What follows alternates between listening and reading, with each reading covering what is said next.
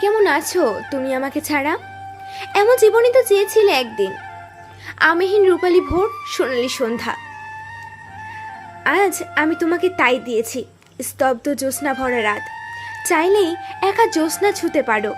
আর কেউ ভাগ বসাবে না মাতাল বারান্দার এক ফলে জ্যোৎস্নার আলোয়। আর কেউ তোমার ঘুমহীন ক্লান্ত চোখের ভাগ নিবে না। তুমি তো তাই চেয়েছিলে।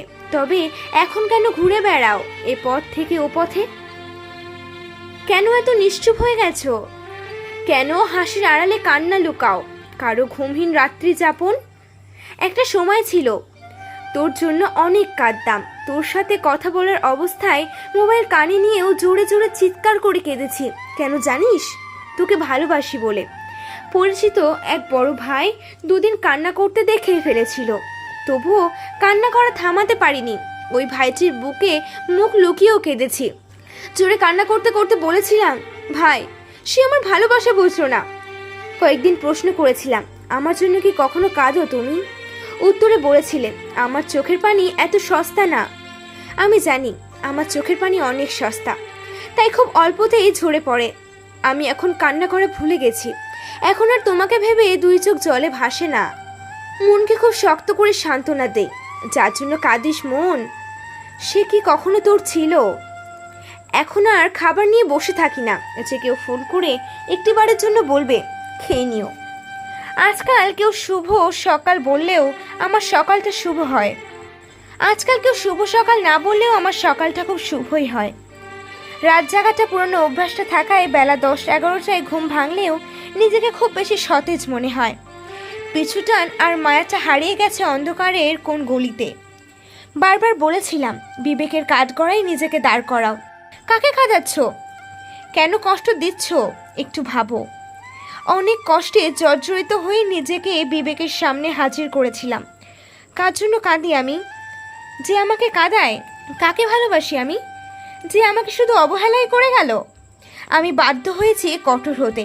নিজেকে অনেক বদলে ফেলেছি আমি। আমি আর তোমাকে ভালোবাসি না। তোমাকে ভেবে আর কান্না করি না। দিনে তো অনেক কথাই বলেছি। রাত হলে কেন যেন মনে হয় আমি পরাজিত সৈনিক। দিন শেষে রাতে যখন একা হই তখন ভাবতে হয় আমি মনে হয় তোকে সত্যিই ভুলতে পারিনি। অনেকদিন জানা হয় না তুমি কেমন আছো। অনেকদিন বাড়ির ছাদে ফুটে ওঠা চারা গোলাপের গল্প শুনি না। বড় জানতে ইচ্ছা করে আবার।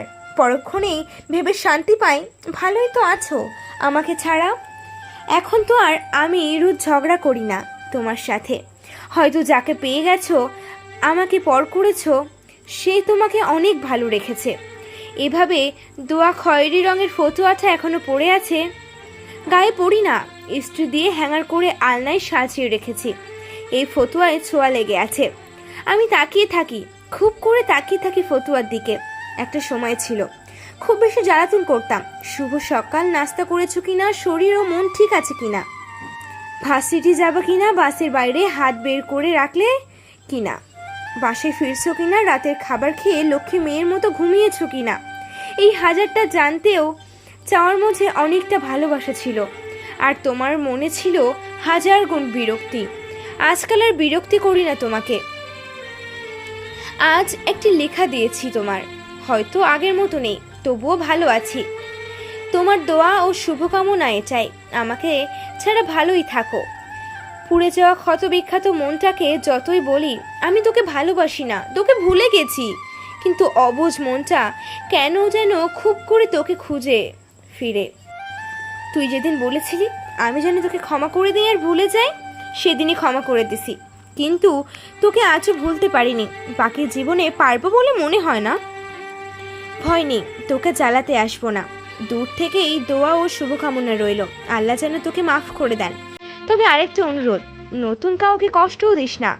সবাই হাসতে পারে না, দরজা লাগিয়ে বা অন্ধকারে রাতে বালিশ চেপে কাঁদতে হয়। আমি ভালো নেই রে, এখনো তোকে ভালোবাসি।